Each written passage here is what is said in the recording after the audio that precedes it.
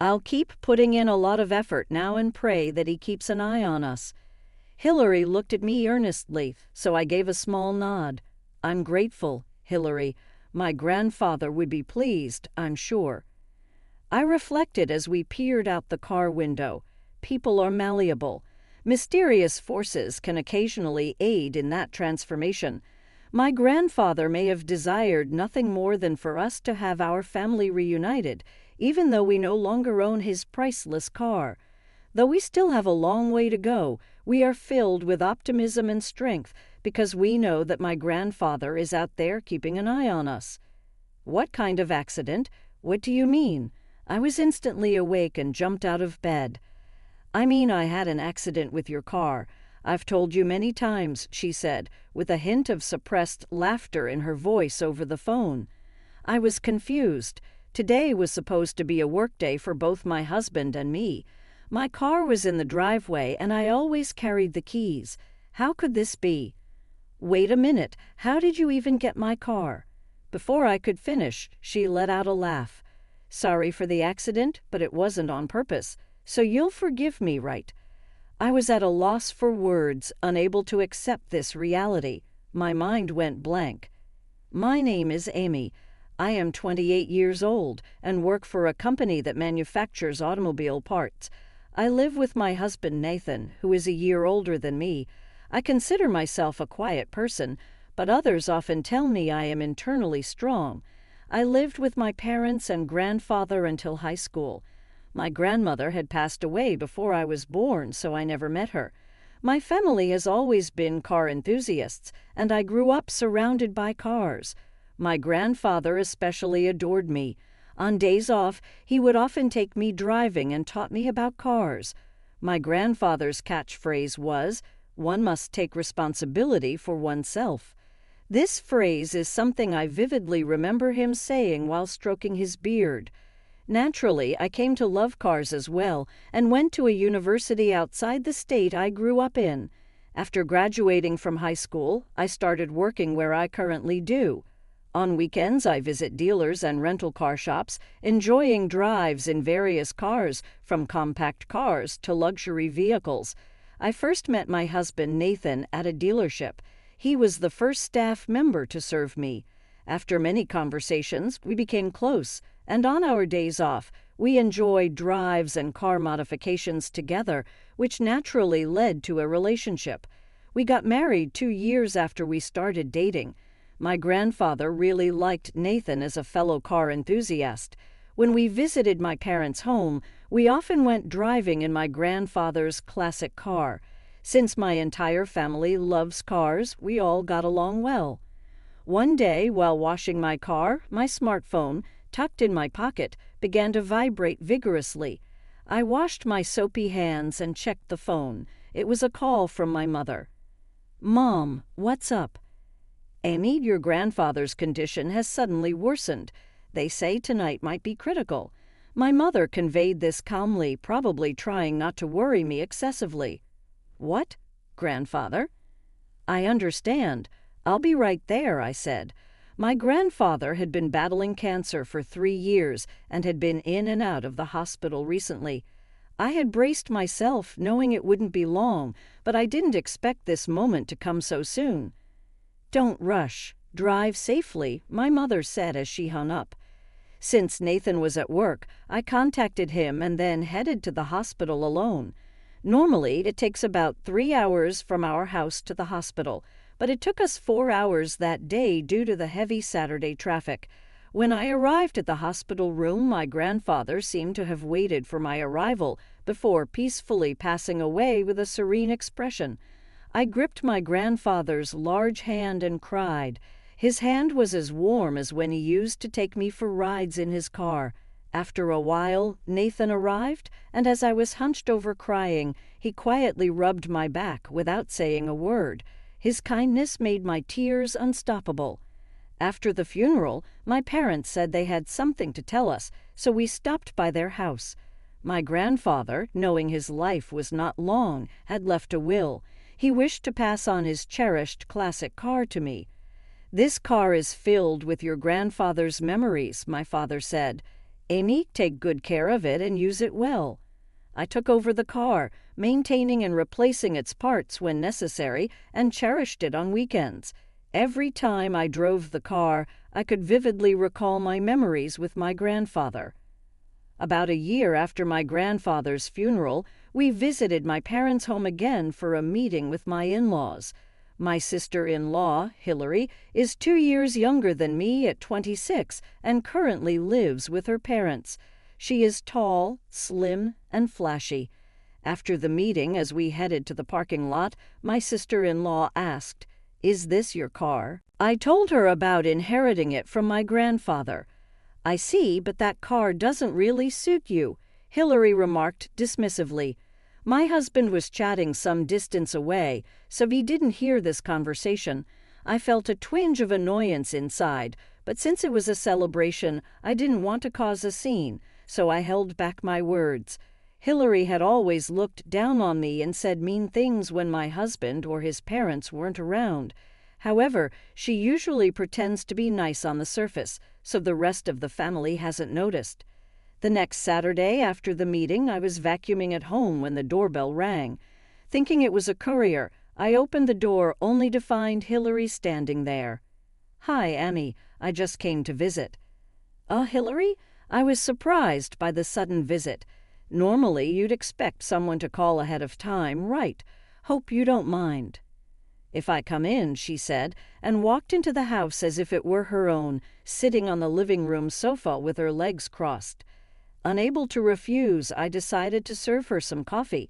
"Hey, I'd love to take your car for a drive," Hillary said. I understood her desire to drive the classic car since she likes cars too, but I wished she would have contacted me beforehand. My husband was at the dealership working again that day, and he usually works on weekends, so our days off rarely coincide. Since I had some free time, I took Hillary for a drive for about an hour. That was so much fun. I want a car like this too. "Let me drive next time," Hillary said. She seemed satisfied as she left. However, after that, she began visiting my house every time she had a day off. The doorbell rang in the quiet house. Could she be here again? "Annie, if you only drive the car on days off, why not give it to me?" Hillary started asking me to give her the car every time she visited. I've told her many times that the car is my grandfather's keepsake. I can't just give it away. I keep refusing, saying the car is a cherished memento from my grandfather, but Hillary shows no signs of giving up. "Don't be like that. Then give it to me as a wedding gift. We're family, so it shouldn't matter who uses it, right?" Lately, she's been saying she wants the car as a wedding gift. When I asked why she was so fixated on this car, she explained that a rival at work drives a luxury car, and she wanted something to compete with that. Hillary, being a car enthusiast, knew that this classic car was trading at high prices in the current market, so she thought it would be perfect to compete with her rival. For that reason, I refused even more strongly. "Why won't you give it to me? It's just going to waste with you." Her obsession grew stronger over time, and I started carrying the car keys with me at all times as a security measure. Feeling that it was difficult to resolve this issue by myself, I consulted my husband and his parents, asking them to persuade her to give up on the car. After that, Hillary stopped coming to our house. Just when I thought I could relax, that incident occurred. I rushed to Hillary's location in a panic. There, my car was a wreck, having collided with a telephone pole. I always carried the keys, so how could this have happened? Fortunately, there were no injuries, including Hillary, but the bumper was completely destroyed, and there were marks on the door, as if it had been hit with something hard. Could Hillary have hit it? Because the car was old, repairs would be expensive, and many parts that are no longer manufactured would make it essentially a total loss. As I stood there in shock, Hillary looked at me with a smirk. "Sorry, it wasn't on purpose. Keep it a secret from my brother and our parents. We're family, so you'll forgive me, right?" She showed no sign of remorse. Rather, she seemed to enjoy my reaction. "All right, I won't tell Nathan and the others, but how did you get my car keys?" I asked. Hillary said, I secretly switched them when I visited your house during Easter. My husband and I, wanting to show our appreciation, invite his parents every Easter for delicious food and drinks, and they stay at our house. This year, Hillary came too, and I couldn't just send her back alone, so she stayed, but it seems she switched the keys while I was in the bath. I never imagined Hillary would do something like this. It's your fault, Amy. I've been saying I wanted that car for so long, but you never gave it to me. Even my brother and dad scolded me for coveting someone else's property. I could have used that car more effectively. Hillary deliberately caused an accident knowing she couldn't have the car. It's unbelievable that someone would take and destroy someone else's precious possession.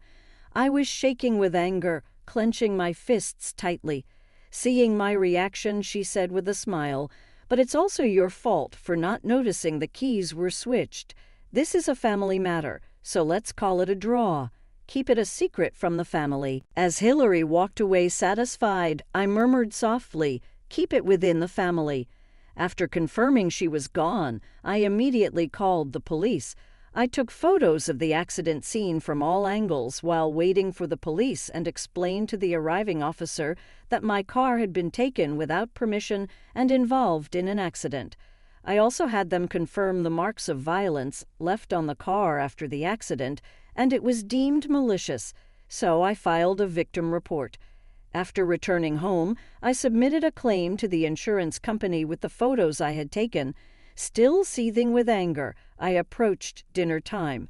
It was quite sudden, but I ended up going to my in-laws' house and having a meal with my sister-in-law Hillary, my husband Nathan, and their parents.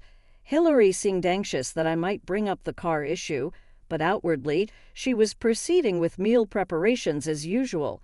Then she even sported a disdainful smile during the dinner preparations. The in-laws' landline phone suddenly rang. "Yes, hello." My mother-in-law hurried to answer it and then exclaimed in surprise. With a puzzled look, she handed me the receiver. "Annie, it seems to be a call from the insurance company about the car accident." I took the receiver with a smile.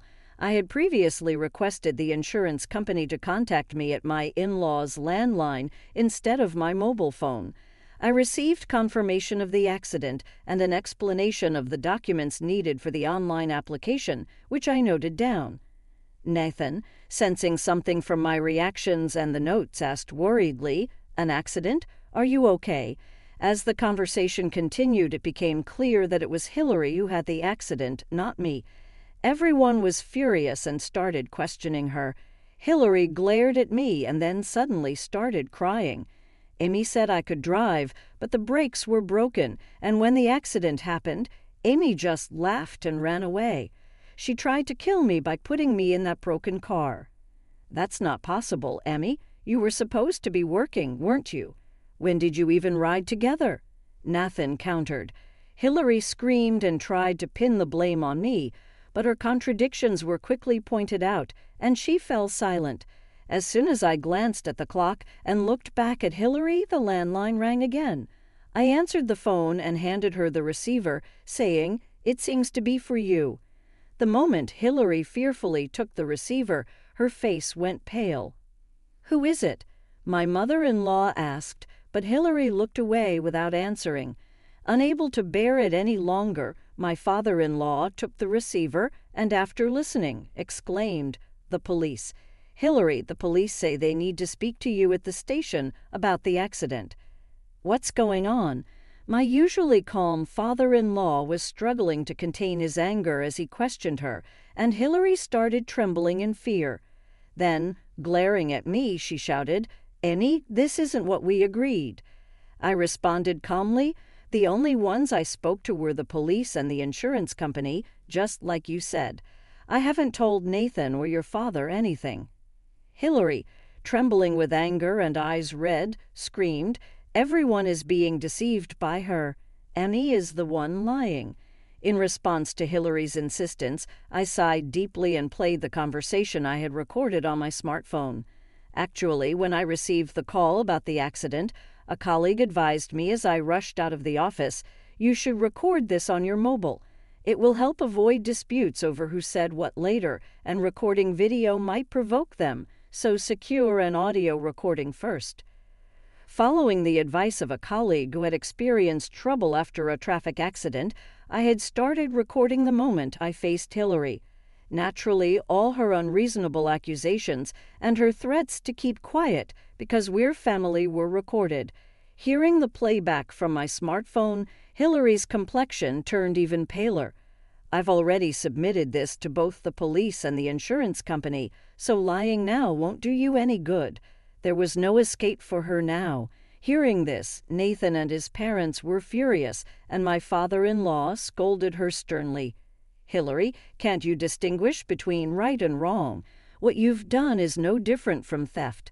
You need to compensate Amy for the car." When he said that, Hillary defiantly replied, "I can't pay. I have no savings." "Then I'll cover it for now. I'll use the $30,000 we saved for your wedding, so make sure you pay it back," my father-in-law said. Hillary looked up and pleaded, "Please, Dad, not that. If you do that, my marriage will be ruined. Amy, I'm sorry. Please forgive me. We're family, right?" she begged while crying. "Enough. Being family doesn't excuse anything. What you did is akin to theft, and deliberately damaging the car is unforgivable. Being family means you should fulfill your financial responsibilities properly. Reflect on your actions." Understanding that my father-in-law wouldn't change his mind, Hillary left the room without eating, her shoulders slumped. My parents-in-law and Nathan apologized to me repeatedly on behalf of Hillary. Since the car, which was a cherished memento of my grandfather, was destroyed, accepting the money, I decided to withdraw the complaint. I received $30,000 from them immediately, but it still wasn't enough to cover the car repair costs. Unable to afford any further expenses, I reluctantly decided to let go of the car. "Grandpa, I'm sorry," I whispered as I watched the car being towed away. Later, while relaxing in the living room, the doorbell rang unexpectedly. Opening the door, I saw Hillary standing there, pale and frightened. Despite my weariness, she apologized at the entrance. "Annie, I'm really sorry about the car." Surprised and mindful of the neighbors, I invited Hillary inside. I let her sit on the living room sofa and listen to her story. According to Hillary, misfortunes had followed one after another since the day she destroyed my car. The funds for her wedding were gone, and when she discussed it with her fiancé, he broke off the engagement, saying, "If you don't have savings, we can't get married." He quickly married the woman Hillary had considered a rival. Moreover, they sent her an invitation to their wedding. At work, she was either treated like an outcast or mocked. Despite her efforts to outperform her former fiancé and his new wife at work, she faced continuous issues, like her alarm clock malfunctioning on important days, leading to her arriving late for a crucial meeting with a client, which resulted in her bonus being halved. Although Hillary had faced one misfortune after another in her attempts at new relationships, from being mistakenly accused by a woman of being a man's mistress to finding out that a man who approached her at a mixer was actually married, she wondered if this was all a curse from my grandfather. I found that unbelievable. She then explained that she had come to apologize to break this streak of bad luck. "Annie, I really regret the car incident. Could you please do something about your grandfather?" "That's not possible," I responded in disbelief. Driven to tears, Hillary pleaded, "I'm really cursed. Help me." Although normally one wouldn't believe such things, Hillary was clearly worn down by her continuous misfortunes and was unable to think clearly. Feeling pity, I said, "Hillary, if you consult a psychologist and start repaying the $30,000 your father covered, even little by little, I'll forgive you for the car incident." Hillary, who had been crouching and holding her head, looked up with relief after confirming. Afterward, Hillary gradually stabilized mentally, got a job at a nearby factory, and started working hard at her new workplace. She has been paying part of her monthly salary to her parents, seemingly deeply remorseful. Though I had said I forgave her to resolve the situation, I hadn't fully forgiven her yet and hadn't met her since. According to Nathan, Hillary is scared of large, bearded old men. She dreams of a big, bearded grandfather chasing her, saying, "Take your own responsibility." She keeps seeing this dream until she lives right, and just seeing someone who looks similar scares her. I was shocked to hear this because those were my grandfather's exact words. My grandfather, who was tall and bearded, often said, "Take your own responsibility," and Hillary had never met him. If her story is true, my grandfather might indeed be appearing in her dreams. Rather than hoping he would haunt her, I wished for his peace and quietly muttered to myself, "Grandpa, I'm okay now." Thanks to him, Hillary seemed to have changed for the better and started living a responsible life. This might lead to a good familial relationship in the future. 6 months later, Hillary contacted me. "Amy, do you have a moment? I stopped having those dreams about that bearded old man." Her voice was bright and lacked the forcefulness and arrogance of before. "That's great," I said. "Yes, but it's strange. In the last dream he smiled and said, 'You've done well. All is well now,' and he hasn't appeared since." I gasped in surprise. Those were the kind of words he would say. "Amy, I really want to change. I never want to hurt anyone again. So if it's okay with you, could we visit his grave together? I want to apologize properly to him." Hillary's voice was devoid of her previous arrogance, and she looked genuinely remorseful. I thought for a moment and then agreed, "Okay, let's go together this Sunday." That day we stood before my grandfather's grave. Hillary apologized deeply and maintained a long silence. "Grandpa, I'm truly sorry. Thank you." Tears were welling up in Hillary's eyes. I, too, joined my hands quietly and spoke to my grandfather in my heart. "Thank you, Grandpa. We're getting by all right." On the way back from the grave visit, Hillary spoke to me. "Annie, once I save up enough, I want to find and buy the same model car as your grandpa's keepsake and have you drive it. I'll keep putting in a lot of effort now and pray that he keeps an eye on us." Hillary looked at me earnestly, so I gave a small nod. "I'm grateful, Hillary. My grandfather would be pleased, I'm sure." I reflected as we peered out the car window. People are malleable. Mysterious forces can occasionally aid in that transformation. My grandfather may have desired nothing more than for us to have our family reunited, even though we no longer own his priceless car. Though we still have a long way to go, we are filled with optimism and strength because we know that my grandfather is out there keeping an eye on us.